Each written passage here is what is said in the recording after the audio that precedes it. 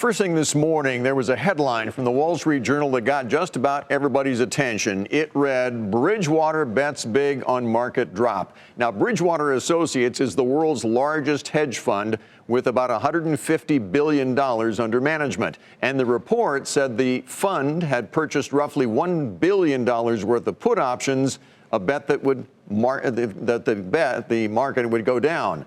But around midday, Bridgewater founder Ray Dalio denied it all, saying on Twitter, "It's wrong. I want to make clear that we don't have any such bet that the stock market will fall." Now, the Wall Street Journal said that the article made clear that the trade wasn't necessarily a bearish bet on the market, but rather a hedge against the firm's significant long exposure to the equity markets. And it's that word hedge that we want to focus on tonight. The stock market is, after all, close to all-time highs. Should you hedge your portfolio? Maybe you already are and don't realize it.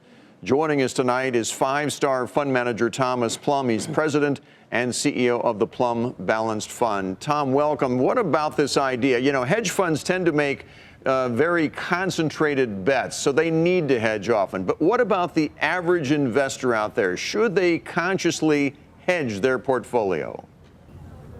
I think you should always be hedged, Bill. When you think about it, there's always the possibility that the market could go down. So you have to be prepared for that. But the way that most of us prepare is by having a balance in our portfolio. Balance makes sense for your life, for your diet, for your exercise. It makes sense for your investment portfolio. Balance the risk and the return potential. And what is the best way to do that for the individual investor? Do you do it through mutual funds? Do you do it through ETFs? What would you recommend? Well, you know, Sue and Bill, when you two were babes in arms when the show started, a nightly business report 40 years ago, the S&P 500 was under $100. Now it's 31 times higher in 40 years. So you think about that, the market generally goes up. But the way that you can moderate that volatility, because it does go down, sometimes for a lot longer than we'd like to tolerate, what you need to do is just have a good balance. And if you do that, I don't think that you have to worry about having some type of exotic hedges.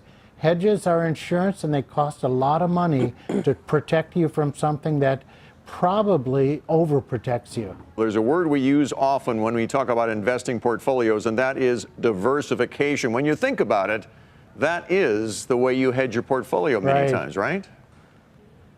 Right. And diversification includes money market, includes fixed income, it includes stocks, and it includes the types of stocks that you own. But that diversification is by far the best hedge you can have. And what we've seen over time, because some people occasionally are pretty good at predicting when a market will go down, they don't get back in. And what you're better off doing is having an actual balance in your portfolio where you can feel comfortable that you've got the right amount of risk given your risk tolerances, your own individual needs, your cash flow, your problems that you might have paying bills or not paying bills, et cetera, et cetera. Our thanks to Thomas Plumb with the five-star Plumb Balanced Fund tonight.